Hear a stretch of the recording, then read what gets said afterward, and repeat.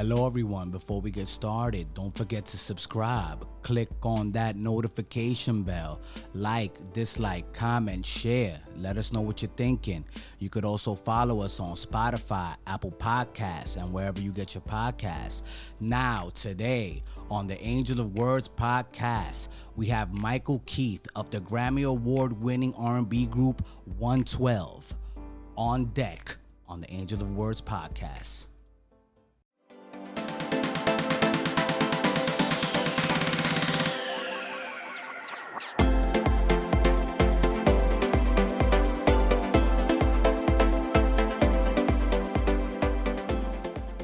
Hello, everyone, and welcome to another edition of the Angel of Words podcast. I am your host, Angel of Words, and today we have a member of the Grammy Award-winning group 112, Mr. Michael Keith. Michael, thank you so much for joining us today on the Angel of Words podcast, man. It's a pleasure to have you.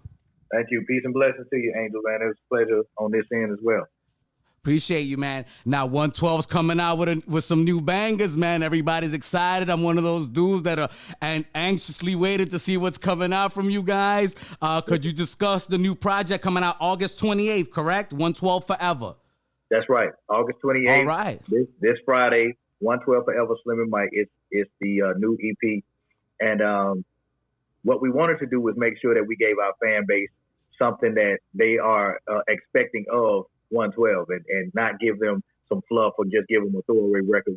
We definitely wanted to have a album feel to this EP, man. So we're excited. It feels like an album to us, man. Like the energy, like we've been arguing with each other back and forth, man. You know, the whole energy that comes along with, putting an album together for 112, man. Like we've had some very good energy around this project, and I'm excited, and I can't wait for everybody to hear it, man. August 28th.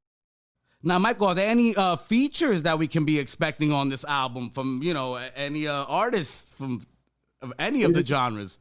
Here's the thing, man. Initially, because, we know everybody, man. So initially it was, man, let's put this person on here. Let's put this person on there. Let's put this person on this album. On this record. If we put somebody on this song, yada, yada, yada.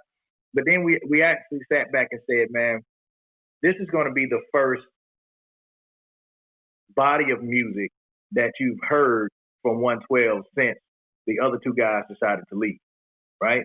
So we could have went that route, and it would have been a safer route because, they would have, the perception of it would have been, well, they just got a whole bunch of features and the whole nine. It's a safe route. But we wanted the world to know that we're not running from that.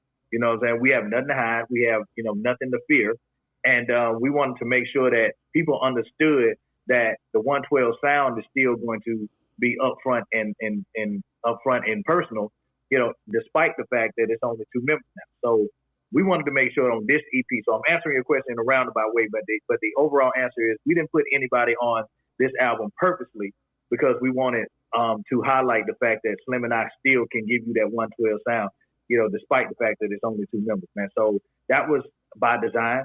However, the remixes that we're doing, we have Spend It All, our first single that came out July 24th. We have a remix that we're putting together, and Fat Man Scoop is on that one. So we're doing some things, man. For the remixes, yeah, we're gonna switch it up a little bit. For the album itself, though, we wanted to keep it Slim and myself. So that was by design, and I think the people are gonna be pleasantly surprised when they hear this new project. Personally, I think that's fired. I'm gonna keep it 100 with you because I'll be honest with you. You could always you could always go ham on the remixes, bring in people. They hear that vintage 112 sound. They're like, yo, I needs to jump on there. Come on, man. You guys are literally the kings of the collabo with the rappers and the collabos in general. Right. So I feel like, that is very exciting that, we're going to hear that vintage 112 sound and then boom, we may have something coming extra, right. that just, turns into more multi-platinum hits. You know what I mean? That's crazy. Absolutely. Now, did you guys produce this record yourselves? Like, did you write the songs? Like, because I know back in the days you guys worked with a lot of great songwriters and, and producers. This album, at this stage in your career, like, how did, who's behind that? Sure.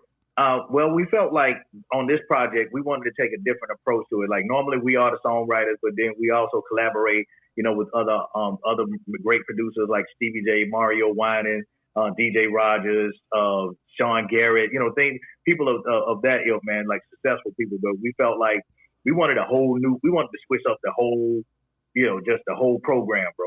So we got with this producer named Ray Scott, and we got with this other writer. His name is Ty, and we got with this guy named Young Marco, and we got with this guy named NR. NR actually we worked with last night, and he gave us a flight, bro. Like it's ridiculous. Like, and we're really excited about the project, man. We wanted to take a young man's approach about this game. So if I can, I would like to explain the new sound that 112 is creating. Like, even though we're still doing a 112 sound, we're creating this new genre of music. Our goal is to create this new genre of music called trap and beat, right?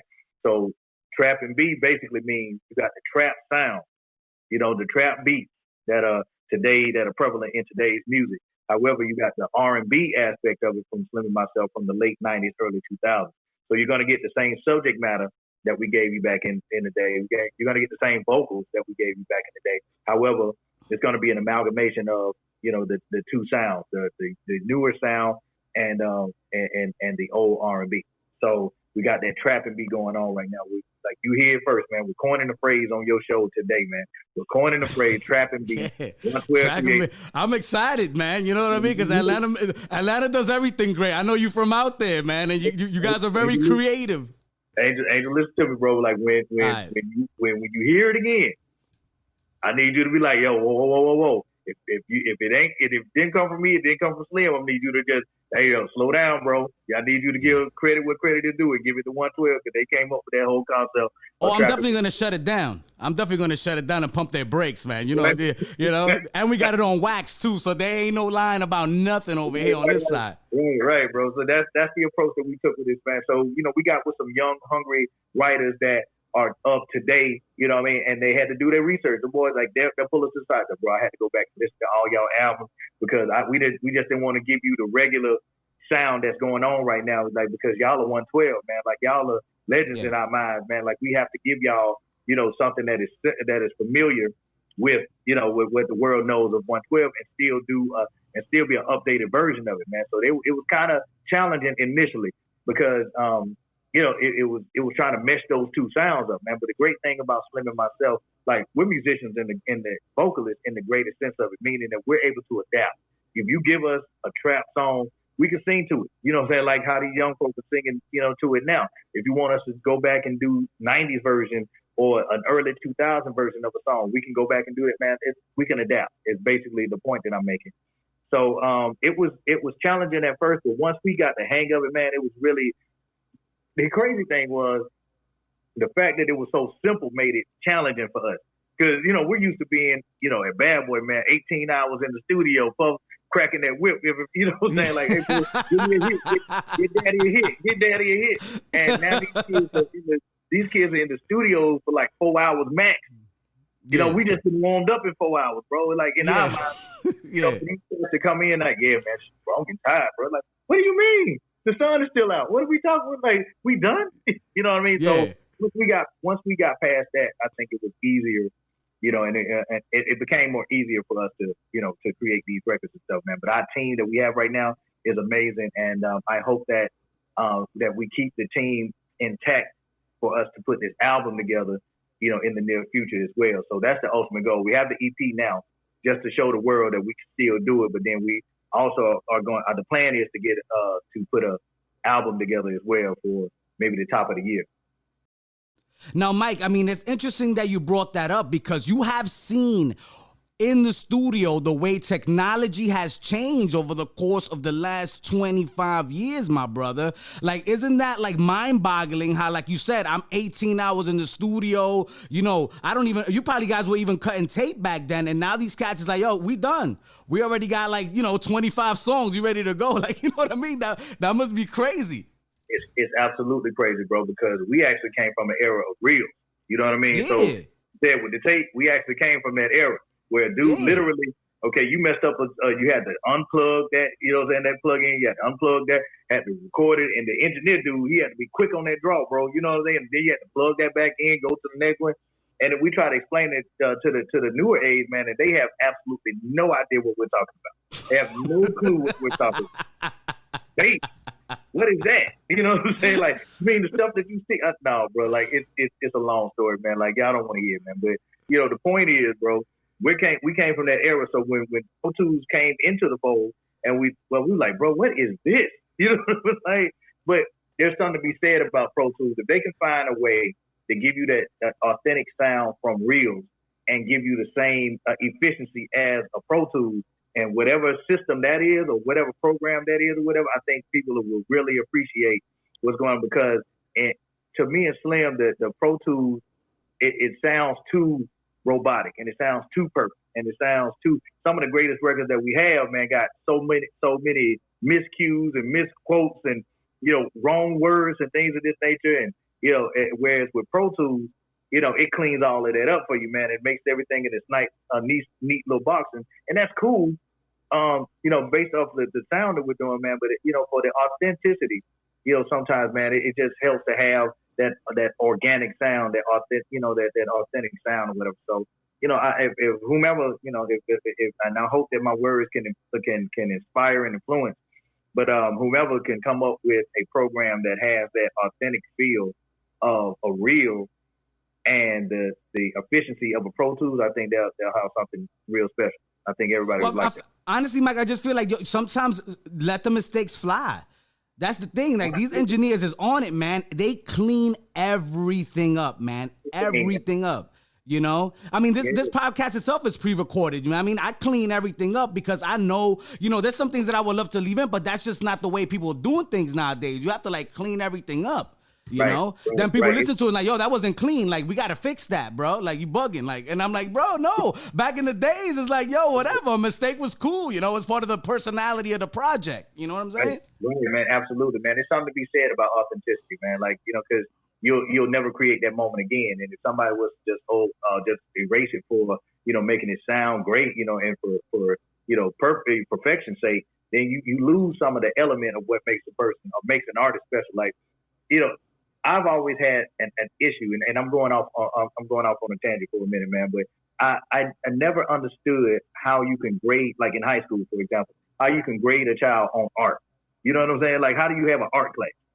And how do you grade said art? You know what I mean? Because being an artist is about creativity, and how do you rate somebody's creativity against someone else's? It's just a matter of your preference, whatever. You like it, yeah. If you don't, that's cool too. But I've just never understood how a person could, take something like a Pro Tools and just take the artistry away by putting your music in a box. Yeah, it sounds good, it sounds commercial and profitable or whatever, man. But for the artist side of me, it kind of takes away from, the organic feel that comes from, you quote unquote making a mistake or whatever. Because it's still, to me, unless the note is completely off, it's not a mistake. It's just, it's just something that.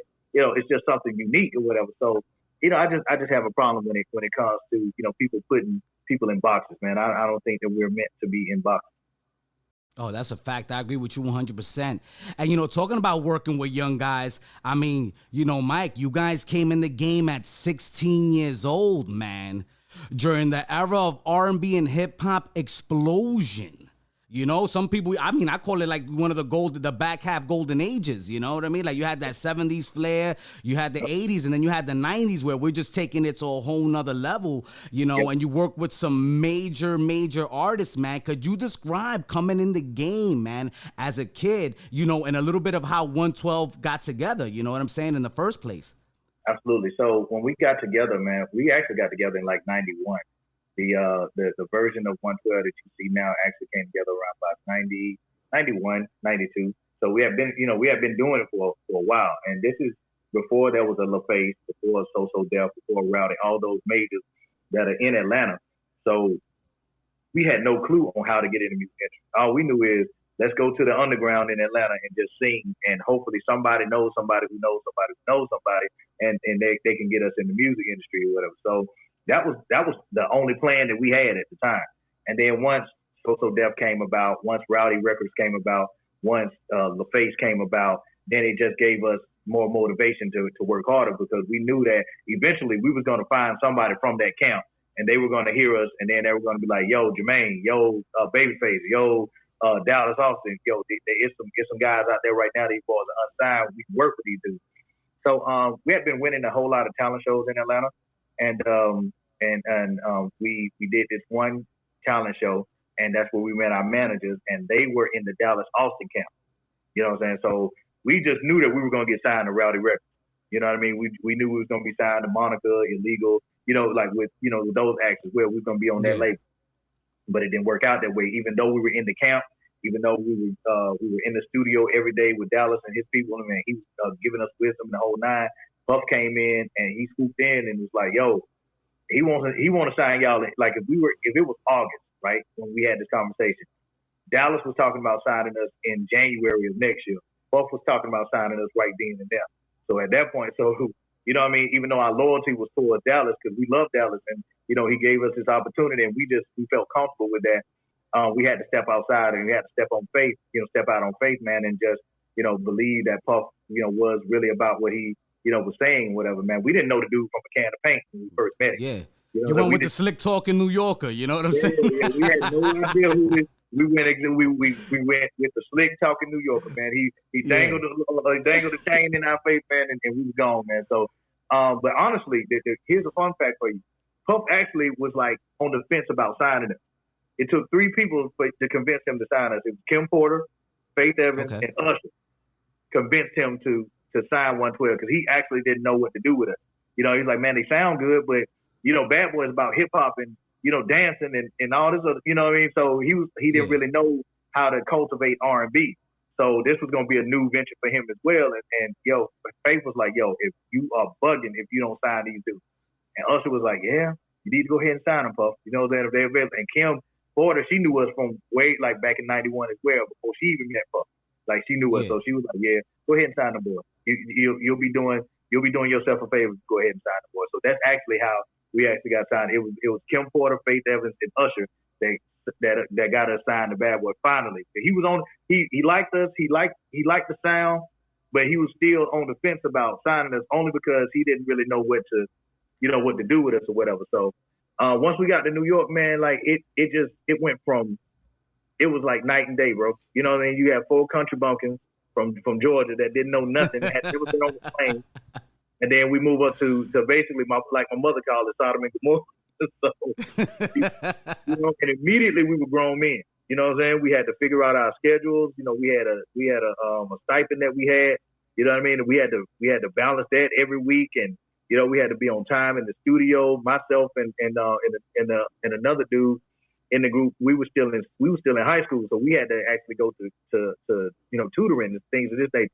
So we had to balance all of that stuff out, man. But once we got into the studio, man, the first day we get there, you're talking about meeting LL Cool J, Mary J. Blige. You know what I mean? Like we had already known Faith at that point, but she wasn't Faith Evans at that point. She was our Faith, but she wasn't Faith Evans at the time, whatever. So the first night in the studio, you got the Wu-Tang Clan walking past us and stuff. And I was like, bro, what is going on, man? what are we doing, bro? Like we in over our heads, and once we come down and got acclimated to living in New York and understanding and and finding our niche, man, it was an easy transition. But the first couple of weeks in New York, bro, we was bugging out. It was like, cause we was next to Big. We was in the studio with Big. We were, we had Mariah Carey just walked past us, and Boyz II Men was writing records for us, and you know what I mean? It was just, it was a bug out. It was a total bug out. That must have been a lot of fun. Now, I mean, look, guys, I mean, you guys went ham. I mean, you created really a new sound of R&B and hip hop merger. And, going back to what you're doing now with the trap beat, you know what I'm saying, situation, I could see that exploding because, I mean, you guys were part of that R&B hip hop flow that took over the whole game. I mean, you guys, I'll be honest with you, man, here in New York, you were everywhere. You transcended all different cultures, all different, types of people. It was a beautiful thing to see. And then, then we have the unfortunate passing of Biggie. And now you got to get in the studio with Puff and Faith and create, that historic, Grammy winning song. What was that like, man, when you guys had to go in there when all those things were happening, brother? Oh, it was surreal, bro. It was bittersweet. That's the best phrase that I could come up with, because we knew that we were doing something historic. However, it was for, in our opinion, the wrong reason. You know what I mean? Like, our homeboy had just died. You know what I mean? And we had written other records for him. Like, we did a Harold Melvin and the Blue Notes. We did a sample from them, and you know, and we did a Missing You to that, and we heard it, and it was a great record. But at the same time, it wasn't universal enough. You know, it wasn't befitting of what it needed to be for Big. You know what I'm saying? Because Big meant so much to us, and he was just this universal, iconic figure, and we needed something a little bit bigger and more universal, you know, to show the world just how much this man meant to us or whatever. So that's, we went in, we did the Harold Melvin and Blue Notes record, but then, you know, we all sat back and was like, it's dope, but it's not big enough. And that's where Puff, he was like, yo, give me a little time. Let me think about this and everything and pull it together, whatever. And that's where I'll Be Missing You came into play. And we knew immediately when you hear that dum dum dum dum dum dum dum dum, immediately when you heard it, it was like, yo, we out of here. And then for Sting to give us his blessing, and him even performing with us at the Grammys and whatnot, man, that was just beautiful. Yeah, man, it was an amazing thing, man. Like Sting has been one of my, you know, biggest art, you know, like one of my favorite artists in the world, period. So just to be next to this dude, you know what I mean? And he was like, on stage at the Grammys, man, that was such a great performance, memorable, man, for all time. I'm gonna give you a fun fact on that. Puff actually cussed us out after that. Really? Yes, he actually cussed us out because he. Like, give us some more Puff stories, man, because you know way to make our Grammy experience memorable, bro. Like, we appreciate that, man. But no, he actually cussed us out, man. The reason why is after we performed, right? After we performed I'll Be Missing You on stage, the people behind the scenes with the headphones and whatnot were just moving everybody off the stage because they had to, you know, go into commercial and all this other stuff or whatever. So we're just basically doing what we're told. Unbeknownst to us, the next award was going to be for us anyway. We didn't know this. You know what I'm saying? So we weren't prepared. So they was ushering us back into the green room. You know what I'm saying? Because we're waiting for Puff and Faith and Sting to come back so we can just, you know, have a great time and, you know, they talk about how dope the show was or whatever. So we back there with the choir and all, you know, all these other people, whatever. And then all of a sudden we hear, and the award goes to Puff Daddy and the Family, Faith Evans and 112. And by the time we get there, Puff done already made his, you know, he's made his speech, and Faith said what she said or whatever. And 112 didn't get an opportunity to say anything. So when he saw us behind the scenes, he was like, yo, what the F y'all doing, bro? Y'all messed it up for me, baby. Like, yo, da-da-da-da-da-da. And we were trying to explain to him, like, yo, they told us to move to go back here. Like, bro, we're just doing what we didn't know. You know what I mean? So it was just chaotic. But, you know, the energy was high at that point, man.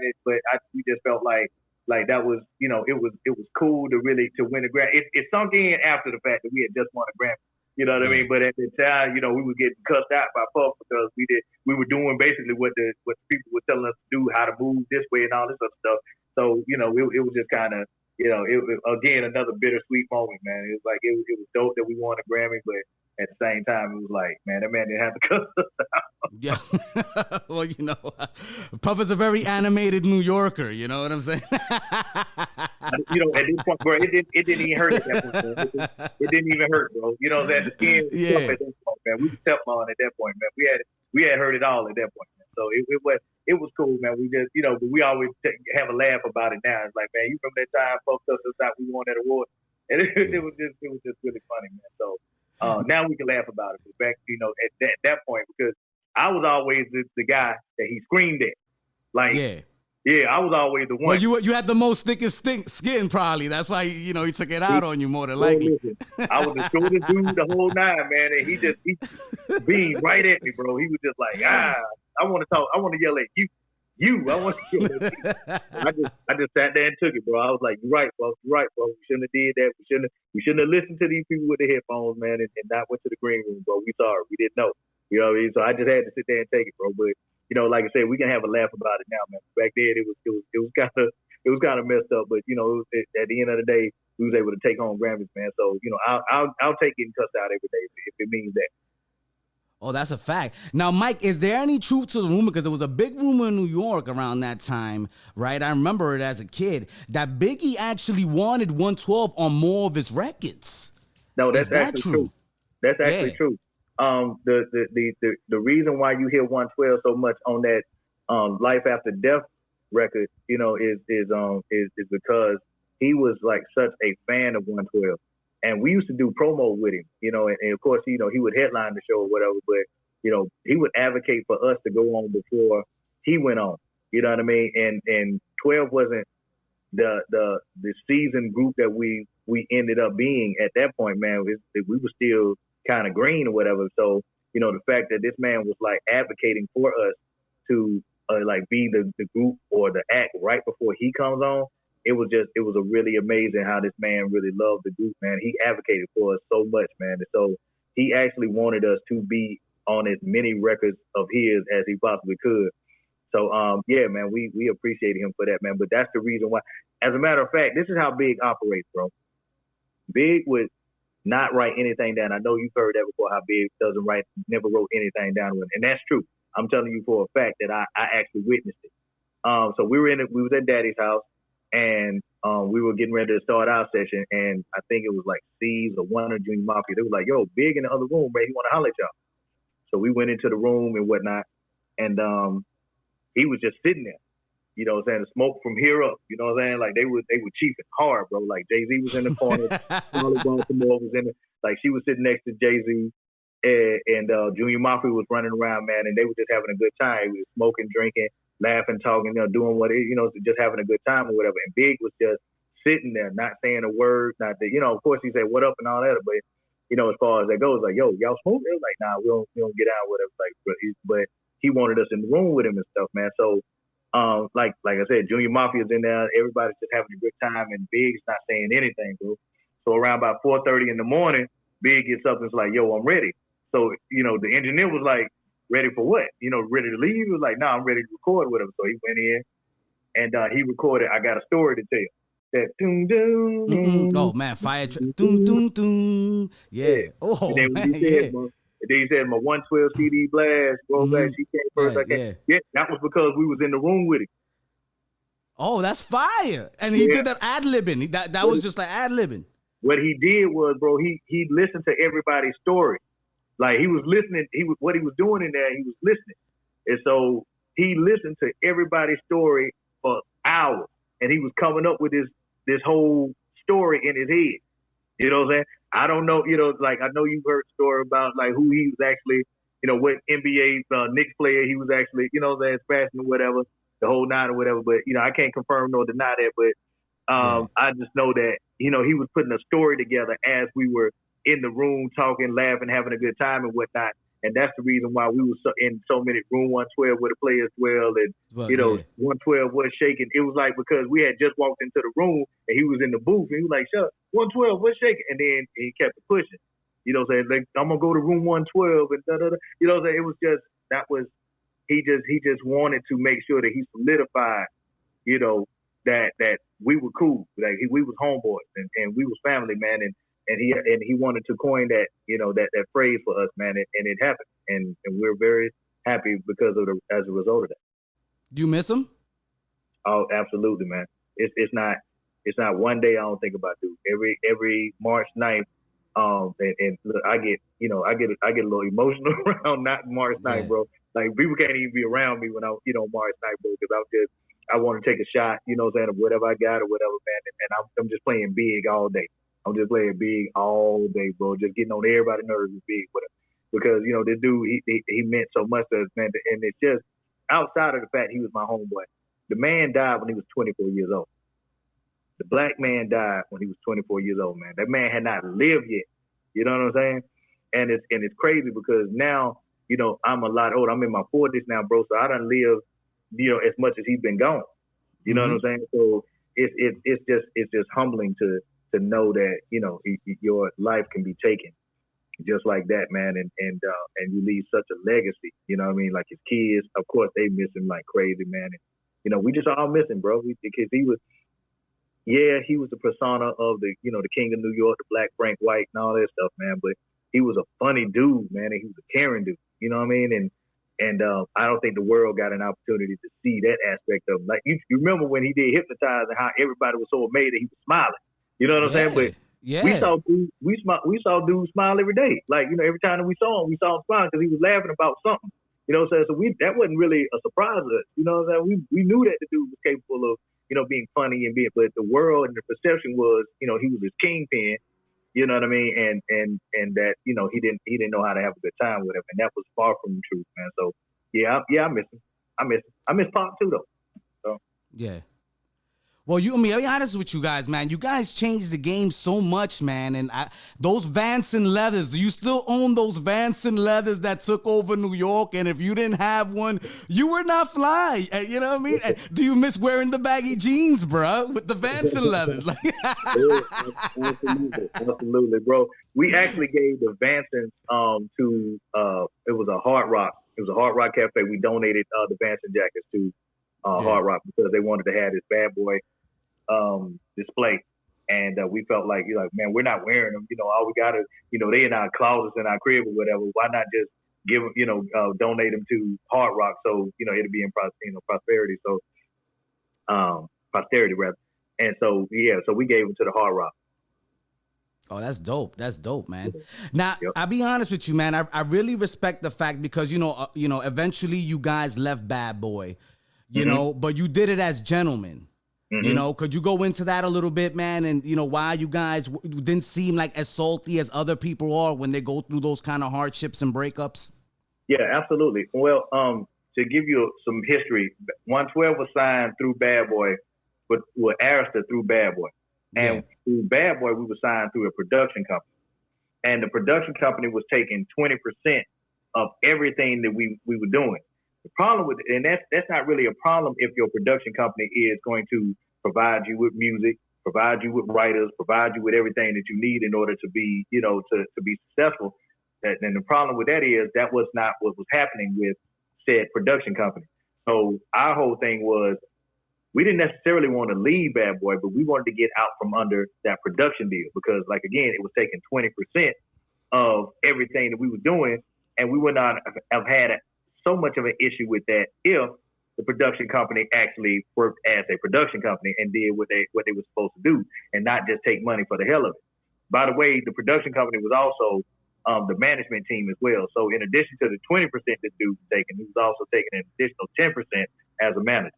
So that just let you know the amount of money that this man was, you know, raking in on 112 behalf. So you can understand our frustration when you have a situation in place that's not living up to their expectations, or our expectations, and not doing what they're supposed to do. So with that in mind, the reason why we left Bad Boy was because we could not negotiate a situation to get out from under that production deal with Puff.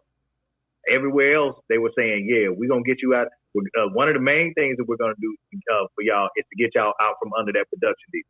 You know, but Puff was just unwilling to, or we just could not come up with a solution, you know, that satisfied us. We had just given him, you know, Part 3. You know, we had just given him that, you know, that Part 3 album. And, you know, we felt like that was like at the time, our greatest body of work. And we showed our loyalty and we showed our dedication. And it's Bad Boy. It's Bad Boy to this day, you know, for me. But in our minds, we felt like, dude, if we're showing you this love, then we need you to reciprocate. You know what I mean? And get us out from under. We didn't want, for the record, let me just make sure I get this, I make sure that this is clear. For the record, we did not want to leave Bad Boy initially. That wasn't the goal. It wasn't to go to greener pastures and things of that nature. We were trying to get out from under that production deal. And that just happened to be like a side effect of us because he wasn't unwilling to do that, you know, or we couldn't come to an agreement with, you know, how the production deal was supposed to be dissolved. We said, well, all right, man, well, we're going to go somewhere where they're going to get rid of that production deal for us. So again, you know, it's to this day, we still hold no ill will towards them. It's business. You know what I'm saying? So there's no regrets. There's no regrets leaving them. Like you guys, you know, you're amicable. There's no issues there. You know what I mean? Like, you know, it was just business. It wasn't a personal situation at all whatsoever. No, it wasn't a personal thing at all, man. But I wish we could have stayed. You know what I'm saying? Like, I believe Like just like with Kobe Bryant, you know what I mean? When he began his career in the Lakers and he ended it with the Lakers. Like he flirted with going to the Clippers and stuff, but that was more of a negotiating tactic, I believe, and not necessarily, him actually wanting to leave the Lakers because it's such a prestige. Like we felt that same way, man. We were part of an era, you know what I mean? And being part of something for us meant a whole lot, you know what I mean? So we didn't want to leave. You know what I mean? Like we wanted to stay at Bad Boy. We wanted to go down with the ship, if you will. You know what I mean? Not hoping that it was going down or anything like that, or praying that it was going down or anything like that. But we just wanted to be, stay loyal to, just like when we were with Dallas, we wanted to stay loyal with him and stay down with him and Rowdy and things of this nature. We wanted the same thing at Bad Boy, man. It's unfortunate that it did not work out that way. But our intent was never to really leave Bad Boy, but just to get out from under that production deal. We would have been fine had Puff just said, I'm getting y'all out of that production deal, and we're going to re-up this new deal with 112 here at Bad Boy. We would have been fine. We would have been perfect. You know what I'm saying? We would have been perfectly fine. We had no ill will towards Puff. As a matter of fact, Slim and myself are sponsored by Ciroc, which we're oh, all right. Yeah. So you still, I mean, that's his company as well. So, I mean, it's like, you're still part of the, the vibe. We still rock out with Puff, man. Like he is still our brother. When we did the verses, we actually got on the phone the day before. We actually got on the day before and the day of. We got on the phone with him, Mario, Stevie, and I think it was one other person. I can't remember at the time, but it was like all of us was on the phone trying to get that song order together. You know what I'm saying? So we can just make sure that we gave everybody a good show for that verses with Jagged Edge and stuff, man. So no, you killed it, man. You killed it. I'll be honest with you, man. I love verses. I thought that was the greatest thing I've seen in quite some time. I'm like, damn, bro, I was in my bag, Mike, man. You guys had me in my bag. I'm like, damn, I used to have that on my seduction track. Back in the days, you used to make seduction. Well, you can still do it now, but you had that seduction playlist, if you will. You know what I mean? To be PC about it. But you know what I'm saying? Absolutely. Like, they don't remember how you had your mixtape, bro, and how you had to be quick brother. when they recording that call real quick, bro, get that mega mixtape going on. Yeah, absolutely, bro. But that was versus was really fun for us, man, because and I'm gonna tell you, it's something you spoke on something just now, man. How awesome it was, but the truth of the matter and how we took you back, right? The truth of the matter is, a lot of people had forgotten what 112 had contributed because prior to the actual verses. Oh, man, they talked about us like dogs, bro. They was like, man, 112 finna get drugged. Man, them boys ain't got number 2 records. They only got a Peaches and Cream and nah, come on, man. Really, bro? Like, you don't know music.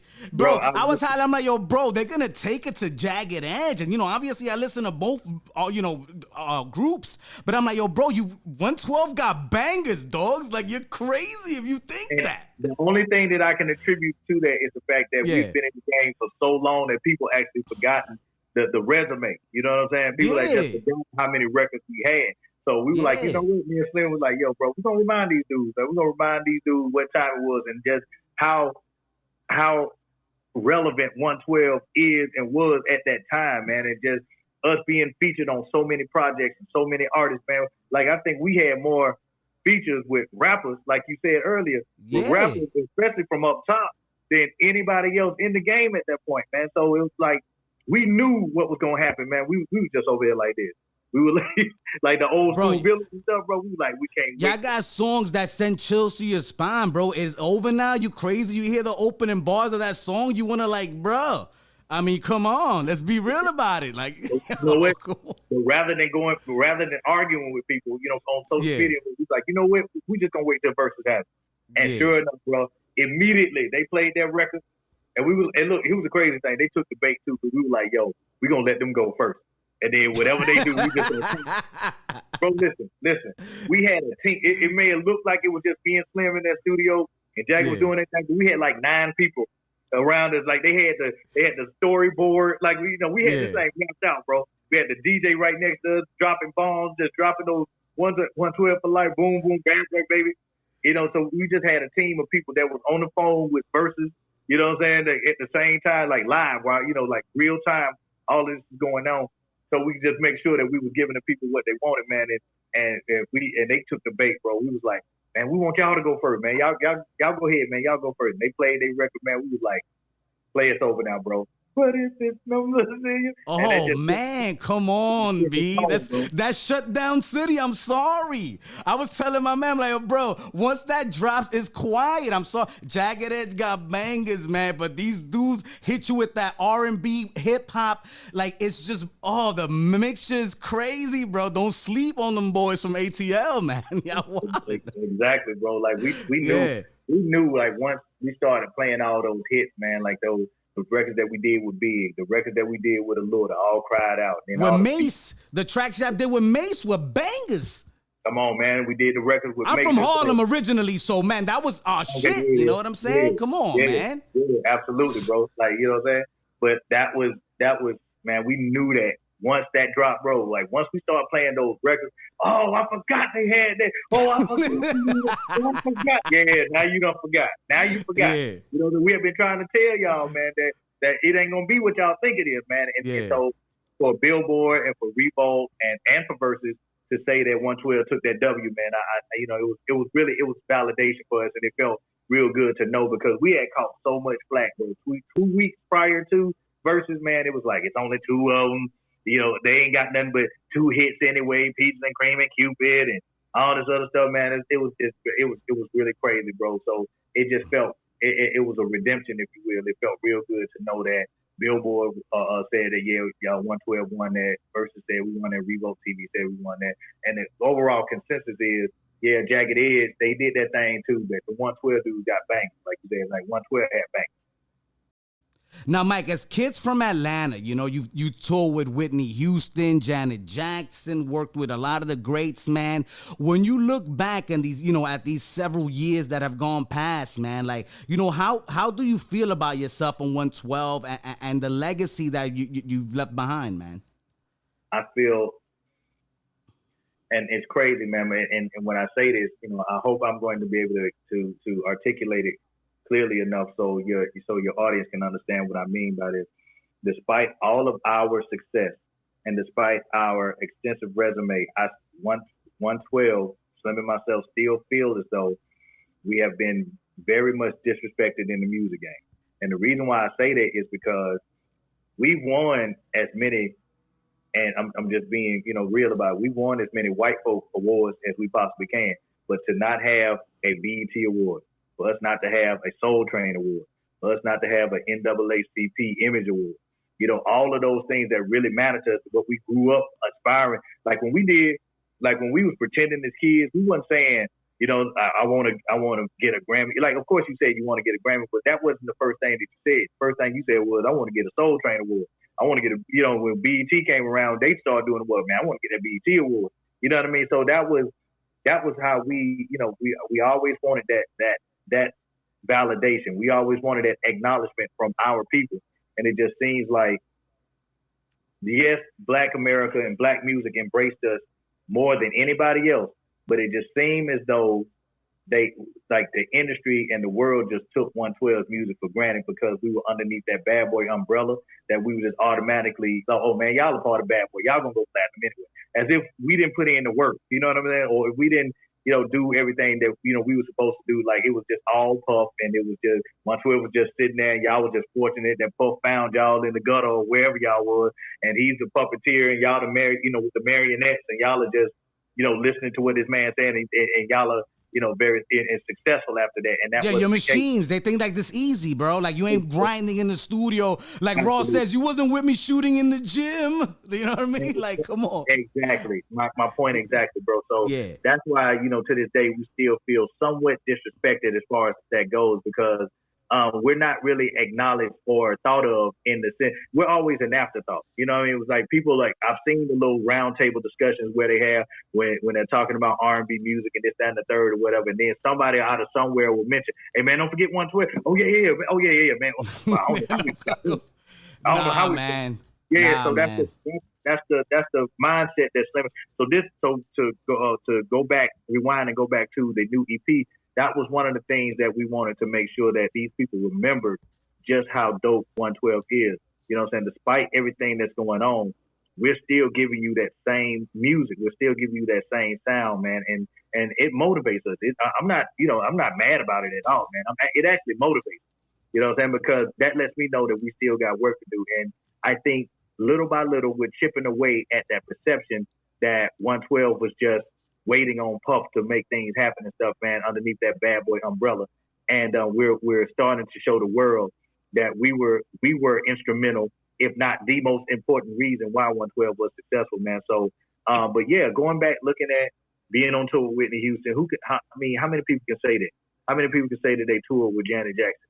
Because she wanted NSYNC initially, and then, you know, they did their research and all this stuff, and then they said, you know what, I need to keep this tour as black as I possibly can. Let me go get 112, and that's what happened with that, man. I performed with the Isley Brothers, and we learned so much about as far as being performers. We learned from those guys, man, and just being professional, being on time, looking good, sounding good. That was all. That all came from the Isley Brothers, man. And then, of course, being on tour with New Edition. Like I have a trifecta, if you will. All right, it's like a hierarchy of music, yeah.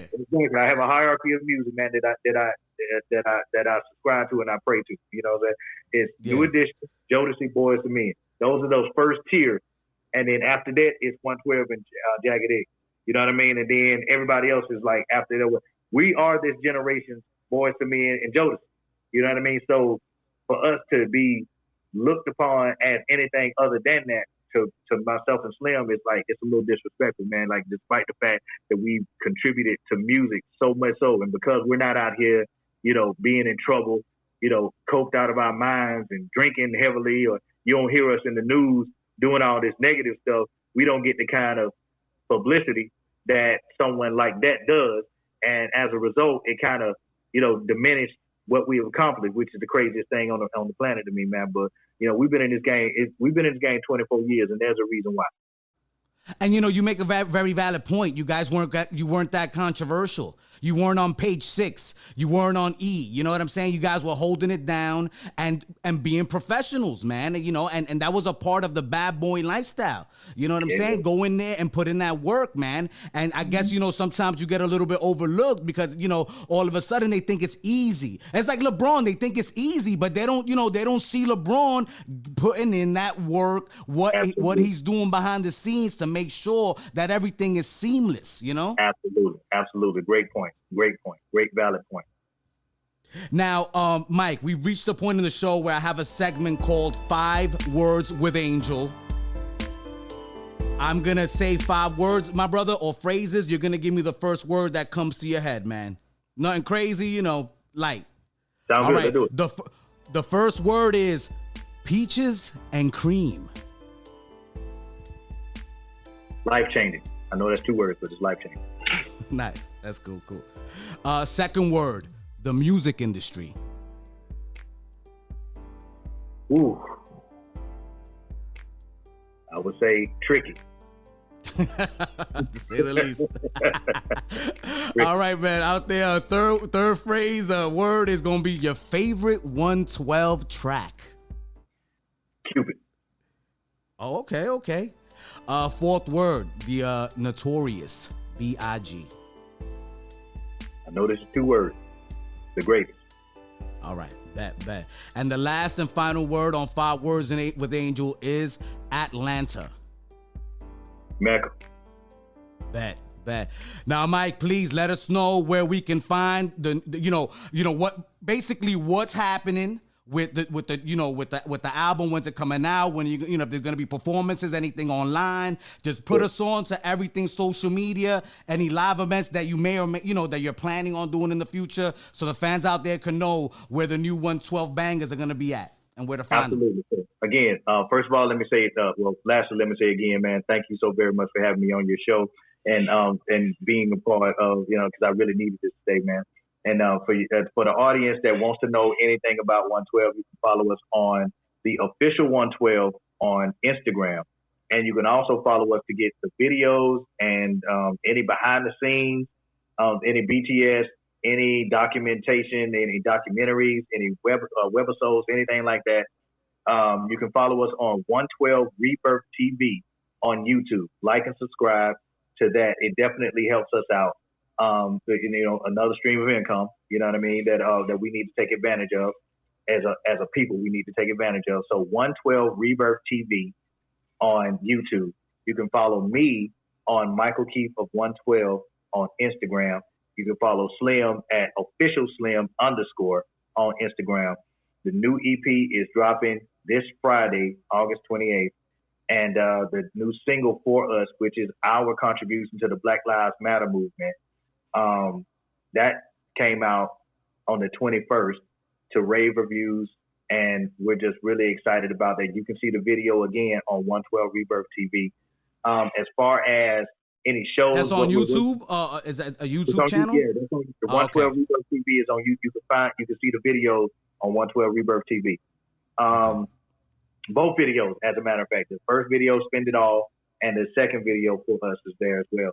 And the new video, Looking for Love, is coming after that as well. So, we outside of that, I am an advocate for the lupus, for lupus.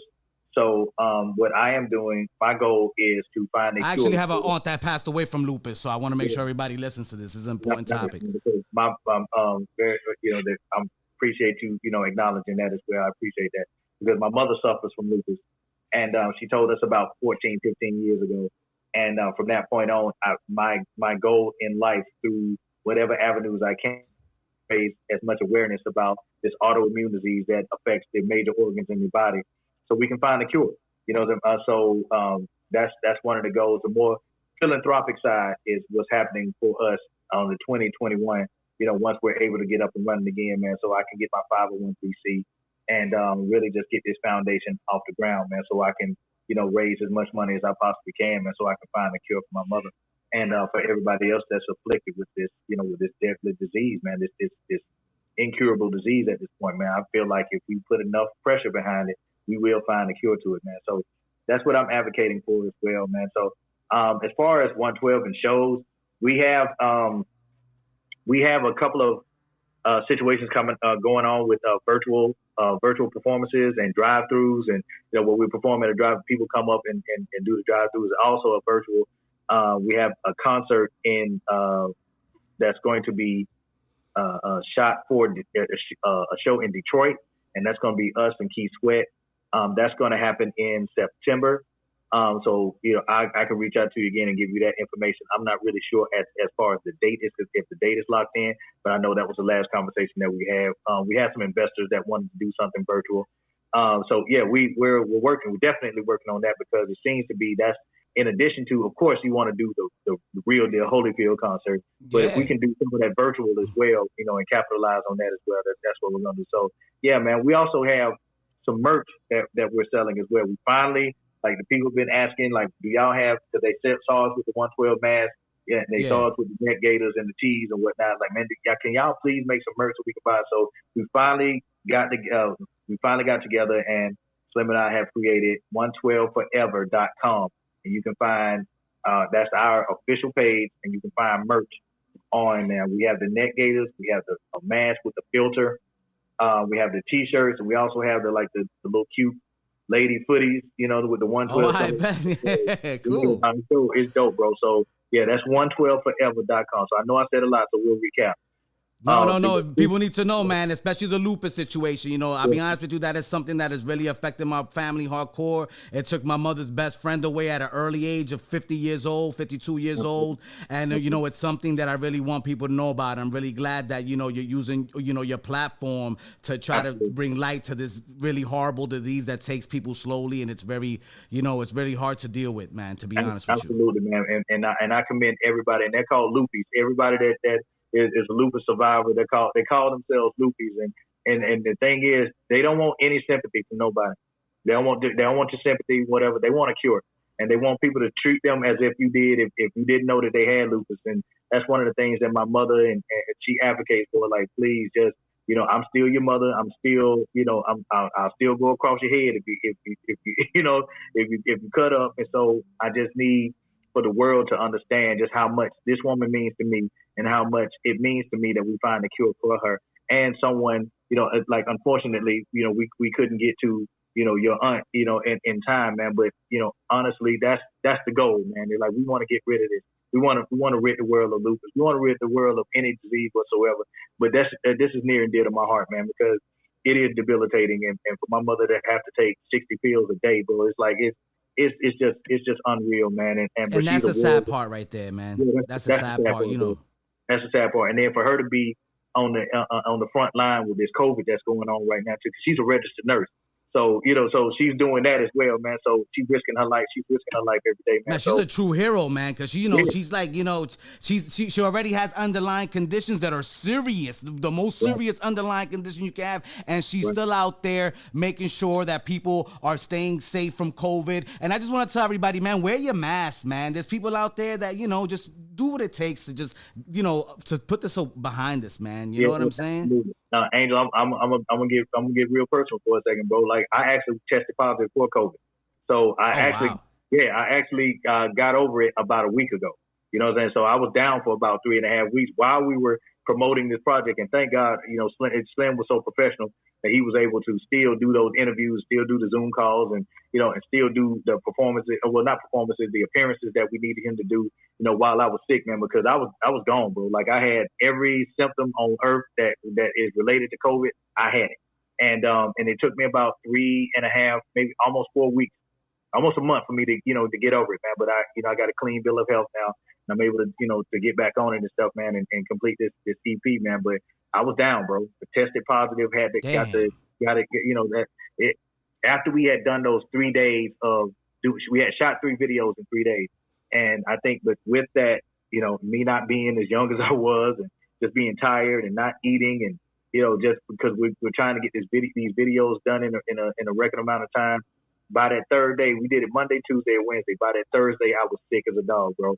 And so that Sunday rather, I said, man, I gotta go get this checked out. So I went, did the test where they take the Q-tip, put it up your nose, and ram it up there basically and do the 15 that, which is horrible, by the way, guys. I've done it twice already. Not a big fan of it. It is not a walk in the park, bro. Let me tell you that. And so after I did it, you know, 4 days later, they told me that I tested positive for COVID. So, you know, I'm like you said, bro. I'm telling everybody, please wear a mask. If not for you, do it for your fellow man. Do it for the person next to you, because like my mother, like my grandmother who suffered from diabetes, and so many people in my family, there are people that have underlying conditions, you know what I mean, that can be affected by this coronavirus, man. So in this time right now, if not for you, okay, you're healthy, you don't normally get sick, and you know that all that's good, man. But do it for the next person, because you may be asymptomatic, but this person, my mother walks around with lupus, you know, every day, daily. My grandmother is a diabetic. You know what I mean? Like, and she got heart conditions and things. It's like 77 years old, man. So, you know, just do it for those people, man. Like, you don't do it for yourself, do it for those other people, man. So that's what it's about. But again, to bring some more levity to the situation, I'm gonna go back and we're gonna and I'll give you all those things again. So it's 112 Rebirth TV. That's on YouTube. You got the official 112 that's on Instagram, and you have 112forever.com. That's the official page, so you can buy your merch, you can buy your mask, your neck gaiters, your T-shirts, and the lady footies. And then also you can find me on Michael Keith of 112, and you can find Slim on the official Slim.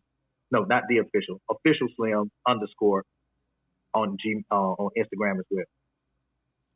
Well, Michael Keith, thank you so much for joining us on the Angel of Worth podcast, my brother. God bless you. We're glad that you're doing better and that you recovered from the COVID-19 virus. We will be definitely waiting in anticipation for that 112 album to hit stores, hit all the platforms on the 28th, and we will be, you know, basically paying attention to what 112 has coming future, and that phrase that you coined again. Let everybody know before we end the podcast.